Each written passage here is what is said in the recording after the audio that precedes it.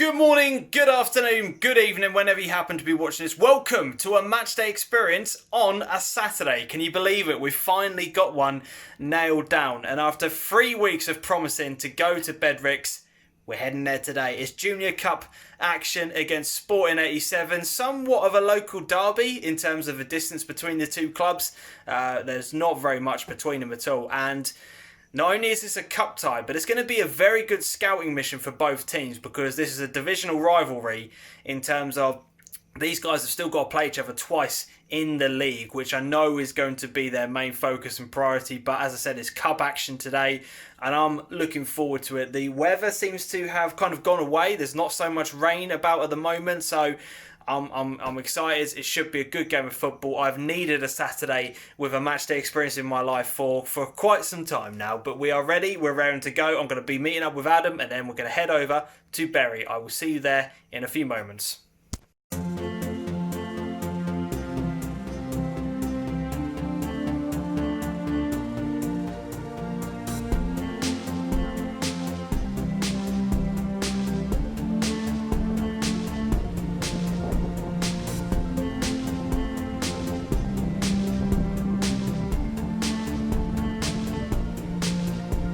So, despite what we have heard in our comment section on the Monday night show, we are here. We're here at Bedricks. It is a real place. We're here in Rougham, just outside of Bury, maybe a few miles outside. As I said in my sort of pre-game video before I left the house, this is somewhat of a local derby, considering Sporting are literally on the edge of Bury. But I'm once again for a match experience, joined by this man, Adam. How are you? Yeah, good, thanks. My first little SIL for a few years. I was just going to say, you don't tend many SIL matches. What do you?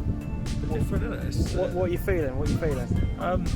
Yeah, it's just so different, like in a different setting. I think. Like, yeah. For me, it's going to be looking at the football and how the two teams match up. Yeah. You can't take like the facilities and stuff. Like the facilities ultimately, there's a fairly decent pitch. Yeah, pitch is looking good. Nice neat goalposts and everything like that. You won't worry about playing here every week. No. At all. Like some worse pitches in higher leagues. Yeah, definitely. These are two teams in SIL Div 1 that are expected to be up there competing for promotion. So for a one-off cup tie, I'm looking forward to seeing how both kind of handle this, whether or not this is like their big priority, because obviously it's a chance to get to a final. We hope it will be in Ipswich, at Bournemouth Road. Yeah, all being well. Yes, it all being well, how things pan out. But speaking to a few people before we kind of got in there, I think the overwhelming feeling from a lot of people today is that disappointed that this tie is happening so early on. The two Div 1 sides are pitted up against each other in the first round. Yes. It's not, it is what it is. The luck of the draw, you can't help it. But this should be like a quarter-final or a semi-final kind of. It adds a bit more of a competitive edge though early on. Yeah. If I'm honest, because as a big team, you don't want to go out early. True. Mentally. Yeah, true. So I think that might actually add a little bit of spice to the game and a bit more battle. Yeah. Or maybe they do want to go out early and they want the week's break for later on in the season. Who knows? I'm not going to be betting on anyone wanting to lose a game, James. No, definitely not. But yeah, we will see you guys in a few moments when both teams are out. When we'll join you for some match footage. Looking forward to this one. Let's go.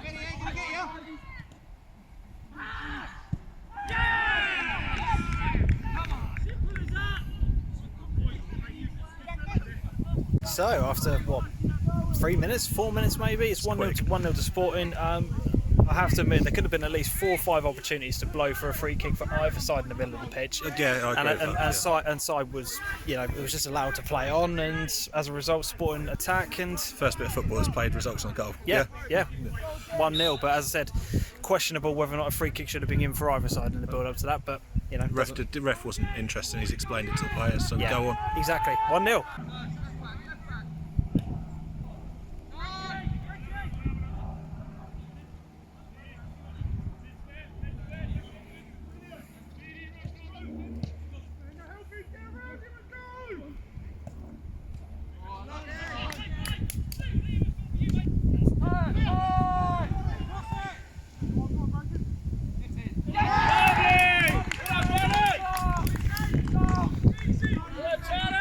It's like watching Alan Shearer in his prime heading that in. That was what a header! I haven't seen a header like that in a long time. Great cross as well. Yeah. Just to get it, obviously the finish was great, but to pick that cross out was brilliant. Yeah, you've been saying for the past couple of minutes how well Bedricks are doing in the air. Yeah, they're very, very commanding. They're And sweeping everything up in the air, so it's something to think about for Sporting. yeah, definitely. But early start to the game, it's already 1-1. This is what SIL football's about, Adam. See, this is what SIL football's about.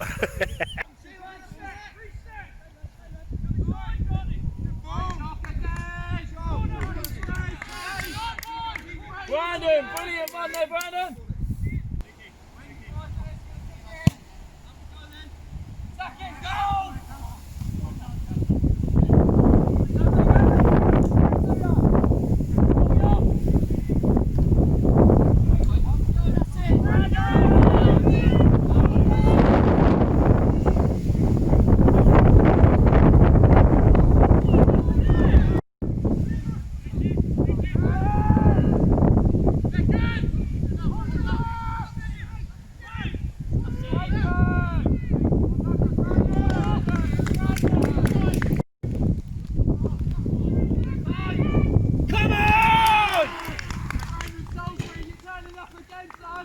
So that was a mistake at the back. What a Sporting lad, we can't it's no hiding away from it. The ball went right underneath his feet. Number 7 pounced. Very good finish. It's interesting. It's got a bit wet here with a bit of rain. That's the second time in 2 minutes I've seen a ball go under a foot.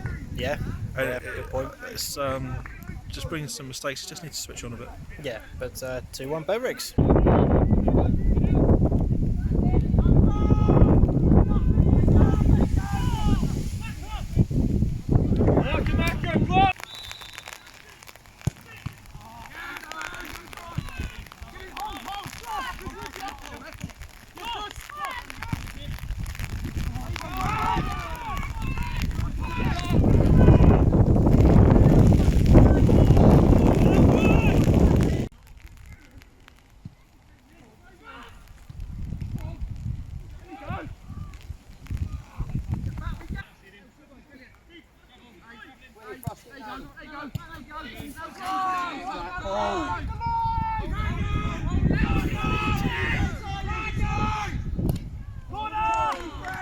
Well done, Charlie!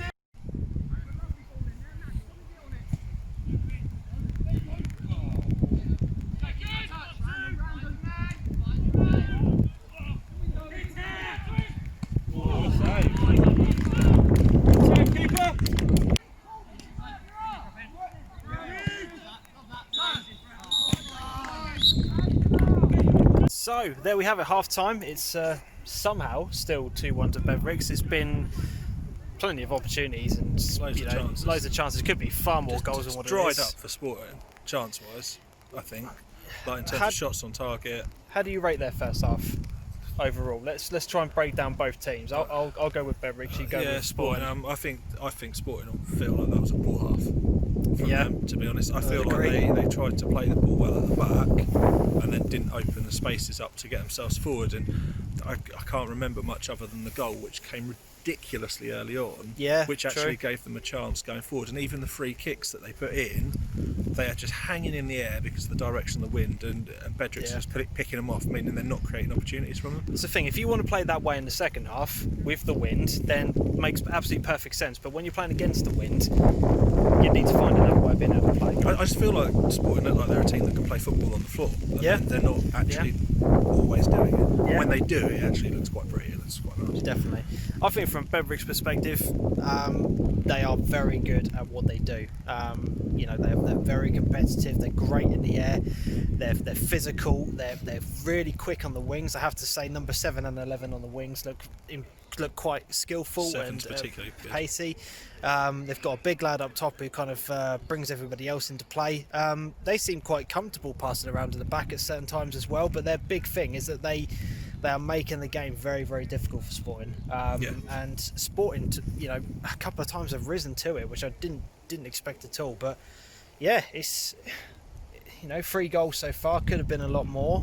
Game's been broken up by a lot of fouls, meaning I know I've said there's a lot of passing football hasn't happened from Sporting's perspective, but I will be honest, the actual breaks in play are frequent. It's been quite physical, and even when it hasn't been physical, the game has been halted and stopped, and it hasn't allowed a real clean flow for a good period of time. And, we've seen a couple of good saves and some good collections from the Sporting keeper, but I feel like Sporting now need to put that ball into the hands and into the path of Bedricks Worth keeper and find out if he has got the mettle as well for this game to go anyway away from the result it currently is. Yeah, definitely. But we'll see you guys in a bit when it's the second half. Bring it on.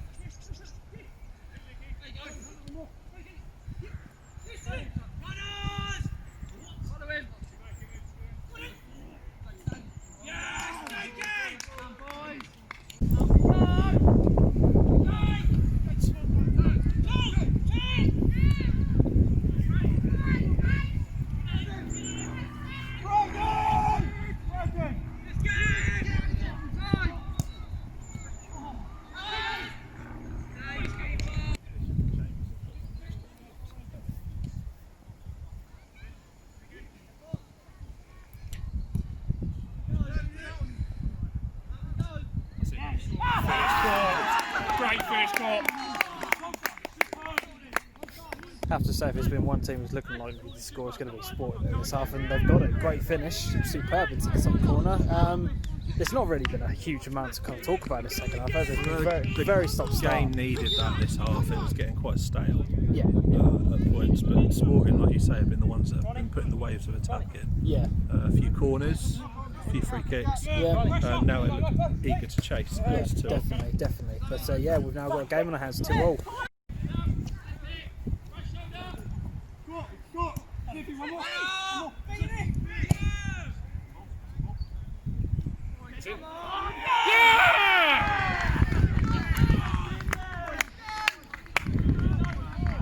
Literally within the space of 30 seconds, it's gone from 2-1 Bedricks to 3-2 Sporting. What a ball into the box that was. They hung up there, didn't it, for him just to pick it off, but they've changed the whole landscape of the game now. And 100%. We've still got about 20 minutes or so to go, but 3-2 now. As I said, completely turned this game around on its head. I've said it before, we've got a game in our hands. This is brilliant. This is exactly what we wanted. It's good.